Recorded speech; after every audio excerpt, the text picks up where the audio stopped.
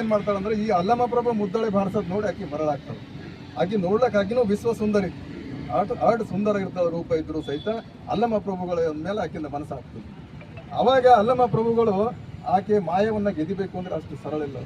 ರಾಜನ ಮಗಳು, ಇವರೊಬ್ಬ ಸಾಮಾನ್ಯ ಮುದ್ದಳೆ ಬಾರಿಸುವ ಒಬ್ಬ ಮನುಷ್ಯನು ಇವತ್ತು ಅವರು ಅತ್ಯಂತ ಕೆಳಮಟ್ಟದ ಜನ ಇವತ್ತು ಅಷ್ಟು ಮ್ಯಾಗ್ ಬರಬೇಕು, ಎತ್ತರಕ್ಕೆ ಬರಬೇಕು ಅಂತಂದ್ರೆ ಅದು ಸಾಮಾನ್ಯ ಮಾತಲ್ಲ. ಅವರ ಒಂದು ಸಾಧನೆ, ಪರಮಾತ್ಮನ ಒಂದು ಕರುಣೆ ಅವ್ರ ಮೇಲೆ ಬಹಳ ವಿಶೇಷ ಕರುಣೆ ಆಗಿರ್ತದೆ. ಆ ಮಾಯವನ್ನ ಗೆಲಿತಾರ, ಆ ಮಾಯ ಅದಕ್ಕೆ ದೂರ ಆಗ್ತಾರೆ.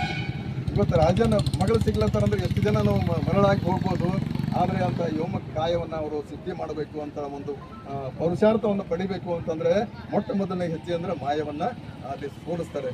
ಮುಂದೆ ಪಾದಯಾತ್ರೆ ಮಾಡ್ಕೊಂತ ದೇಶ ಸಂಚಾರ ಮಾಡಬೇಕು ಅಂತ ಸಂಸಾರವನ್ನು ಏನು ಬೇಡ, ಲಗ್ನ ಬೇಡ, ಏನು ಬೇಡ ಅಂತ ತಿಳ್ಕೊಂಡು ಸನ್ಯಾಸವನ್ನು ಸ್ವೀಕಾರ ಮಾಡಿದ್ರೆ ತಂದು